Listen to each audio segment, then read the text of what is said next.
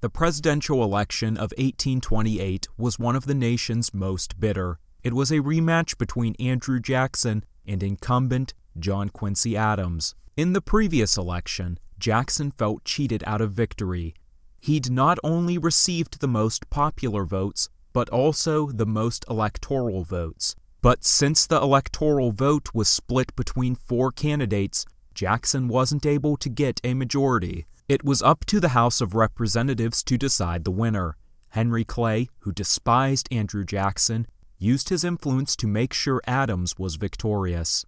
Upon learning this, Jackson was furious and determined to run again.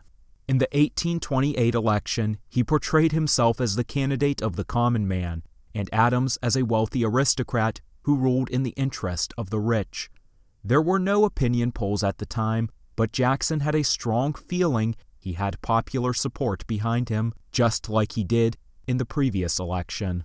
John Quincy Adams supporters must have had this sense too. Even since the start of his presidency, Adams wasn't popular, and by 1828, he was generally considered an unaccomplished president. They realized they would need to sink to lower depths to stop Jackson. Pamphlets were released that attacked not Jackson's policies, but his character. They characterized him as a brute, a budding tyrant, a man of uncontrollable passions, and much worse. In one pamphlet, they claimed he had executed militiamen, simply because he disliked them on a personal level. They also claimed he was thin-skinned, had a violent temper, and had engaged in over 100 duels. Even the accusation of, quote, atrocious and unnatural acts was leveled at Jackson. Supposedly, he killed over 1,000 unarmed Native Americans, slept with their corpses in the night, and then in the morning, cooked and ate the remains for breakfast. The most personal attacks were those launched against Jackson's wife, Rachel. Quote, ought a convicted adulteress and her paramour husband to be placed in the highest offices of this free and Christian land? What this referred to was an issue with the Jacksons' marriage nearly 4 decades prior. Andrew and Rachel had first met in 1789 in Tennessee. They married shortly afterwards. Rachel had previously been married to Louis Robards in Kentucky. However, she quickly left him to move back with her mother on account of Robards' abuse and jealousy. She figured he would have filed for divorce, but she didn't stay to see it happen. In 1793, the couple found out that Robards had filed for divorce, but it had never been granted.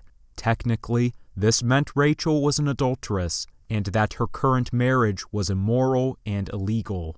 Issues were further complicated because Andrew and Rachel were married in Spanish-controlled territory, where only Catholic marriages were officially recognized. Andrew and Rachel were Protestant.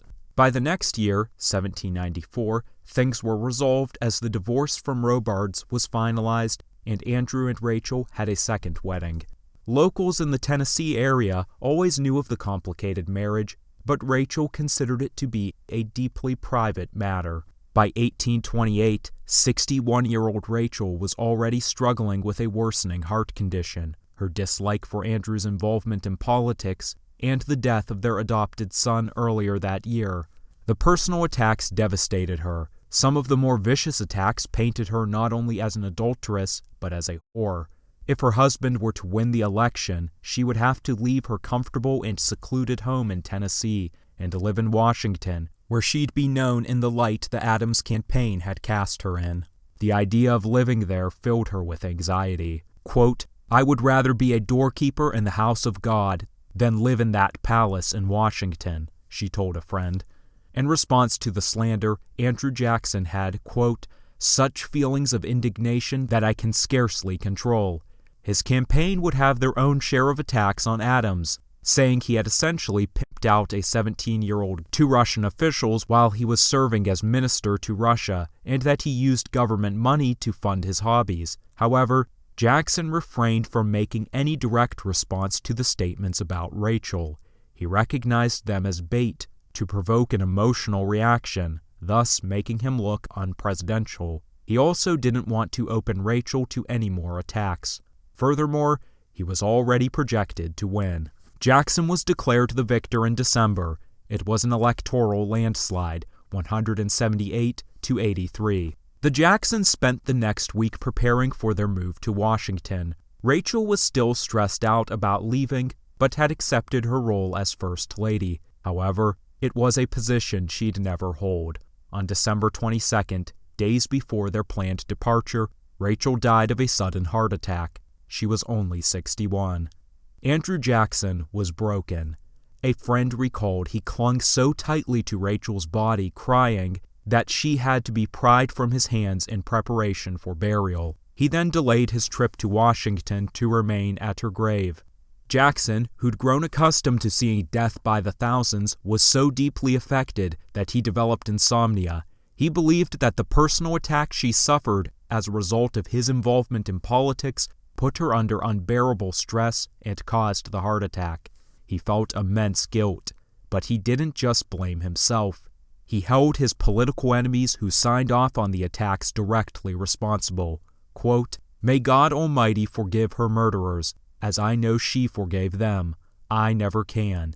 He also said, "I can and do forgive all my enemies, but those vile wretches who have slandered her must look to God for mercy." Everyone Jackson blamed isn't known. It is known, however, that one of them was Henry Clay. He'd already detested Clay for his meddling in the 1824 election, and the two would go on to clash throughout Jackson's presidency. At the end of Jackson's second term, he said that one of his only two regrets was not shooting Clay. He also gave some blame to John Quincy Adams.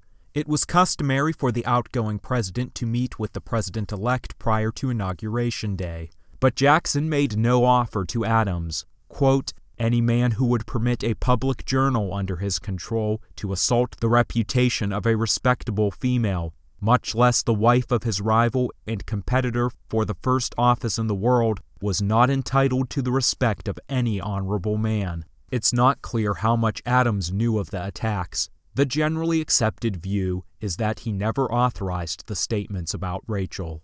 Nevertheless, John Quincy Adams did not hold a strong opinion of Jackson. He didn't attend the inauguration, making him the second president not to attend the inauguration of their successor. He'd later describe Jackson as a barbarian who could not write a sentence of grammar and hardly could spell his own name. Upon learning of Jackson's death in 1845, Adams recognized him as a hero, but also condemned him as a murderer and an adulterer. In the first year of his presidency, Jackson dealt with the Petticoat Affair. Peggy Eaton, the wife of Jackson's Secretary of War, was being ostracized by the wives of other cabinet members. This was because of controversial circumstances surrounding her marriage, but also because she didn't fit in with the high society culture of Washington. Jackson stood by Eaton and her husband.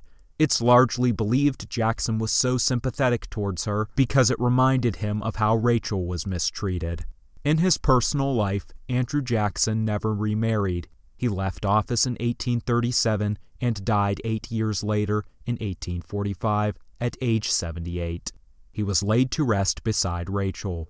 While his marker simply reads, General Andrew Jackson, Rachel's reads, "A being so gentle and so virtuous, slander might wound, but could not dishonor." For more information on the presidency and life of John Quincy Adams, watch the video, President John Quincy Adams Facts. To support regular uploads from this channel, consider subscribing and donating to Resyndicated on Patreon. Patreon link in the description below.